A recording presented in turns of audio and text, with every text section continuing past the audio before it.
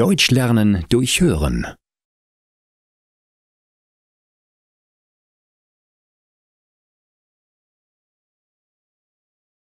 Anna will studieren. Anna hat ihr Abitur geschafft. Sie hat eine sehr gute Note erreicht. Nun muss sie sich entscheiden, wie es weitergehen soll. Sie hat die Möglichkeit, eine Ausbildung in einem Beruf zu machen oder ein Studium zu beginnen. Studieren kann sie an einer Universität, einer Fachhochschule oder einer Hochschule. Wenn sie an einer Universität studiert, macht sie zuerst einen Bachelorkurs. Dieser dauert meistens 6 Semester. Ein Semester ist ein halbes Jahr. Während dieser 3 Jahre lernt sie die Grundlagen ihres Studienbereichs. Das kann zum Beispiel Mathematik, Geschichte oder eine Sprache sein.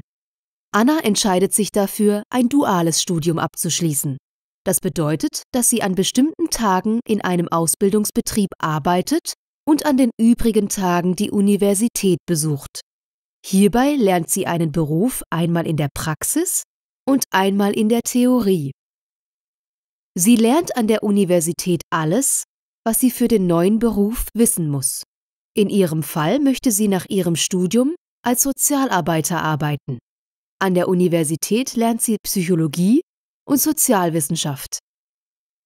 Wenn Anna nicht an der Universität ist, arbeitet sie in einem Kindergarten. Dort kann sie die erlernten Sachen ausprobieren. Am Ende von ihrem Studium muss Anna eine Prüfung schreiben. Wenn sie diese Prüfung besteht, bekommt sie eine Urkunde. Danach kann sich Anna in den Masterlehrgang einschreiben. Hier werden die Dinge, die sie im Bachelorkurs gelernt hat, vertieft.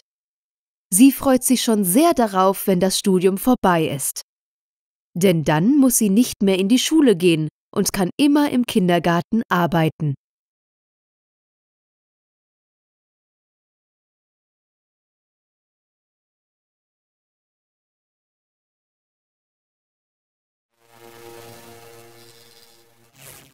Deutsch lernen durch Hören.